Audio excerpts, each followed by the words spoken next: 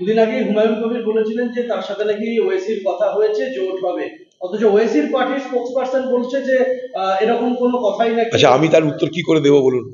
আপনারা ঘুরিয়ে ফিরিয়ে আমার সঙ্গে কারোর মারামারি লাগাতে চাইলে সেটা আপনাদের ব্যাপার, আমি কি করে তার উত্তর দেব? কোথায় ওয়াইসিকে আমরা ভোট কাটুয়া বলে জানি, আসাউদ্দিন ওয়াইসিকে আমরা ভোট কাটুয়া এবং বিজেপির দালাল বলে জানি। এর বেশি তার কাছে আমাদের কাছে তার কোনো পরিচয় নাই।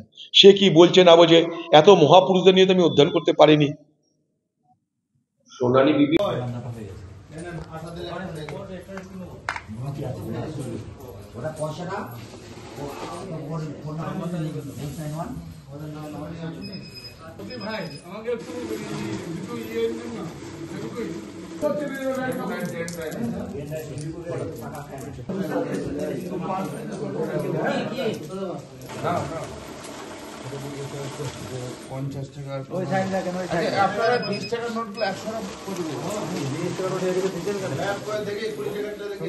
কি বলবার? আমরা সরকার চাইছে তাই হচ্ছে। সরকার এগুলোকে একটা সমাধান করতে চাইছে না।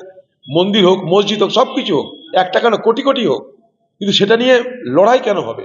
সেটা নিয়ে বাতাবরণ কেন উত্তপ্ত হবে? বক্তব্যটা আমার এই জায়গাটায়। সেটা নিয়ে এত প্রতিযোগিতার কি আছে?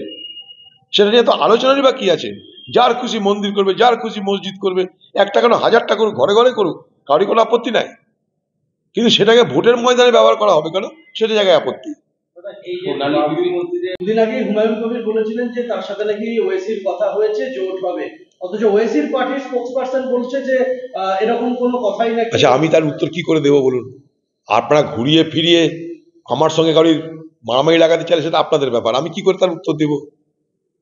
কোথায় ওয়াইসিকে আমরা ভোট কাটুয়া বলে জানি, আসাউদ্দিন ওয়াইসিকে আমরা ভোট কাটুয়া এবং বিজেপির দালাল বলে জানি। এর বেশি তার কাছে আমাদের কাছে তার কোনো পরিচয় নাই। সে কি বলছে না বলছে, এত মহাপুরুষদের নিয়ে তো আমি অধ্যয়ন করতে পারিনি। সোনালী বিবি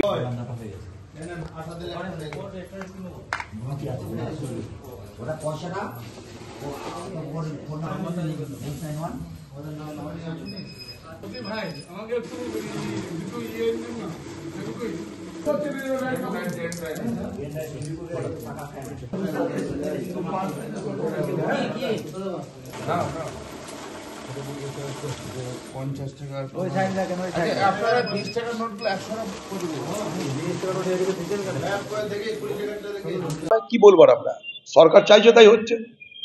সরকার এগুলোকে একটা সমাধান করতে চাইছে না। মন্দির হোক, মসজিদ হোক, সবকিছু হোক, একটা কেন কোটি কোটি হোক, কিন্তু সেটা নিয়ে লড়াই কেন হবে? সেটা নিয়ে বাতাবরণ কেন উত্তপ্ত হবে? বক্তব্যটা আমার এই জায়গাটায়। সেটা নিয়ে এত প্রতিযোগিতার কি আছে? সেটা নিয়ে এত আলোচনারই বা কি আছে? যার খুশি মন্দির করবে, যার খুশি মসজিদ করবে, একটা কেন হাজারটা করুক, ঘরে ঘরে করুক, কারোর কোনো আপত্তি নাই। কিন্তু সেটাকে ভোটের ময়দানে ব্যবহার করা হবে কেন, সেটা জায়গায় আপত্তি।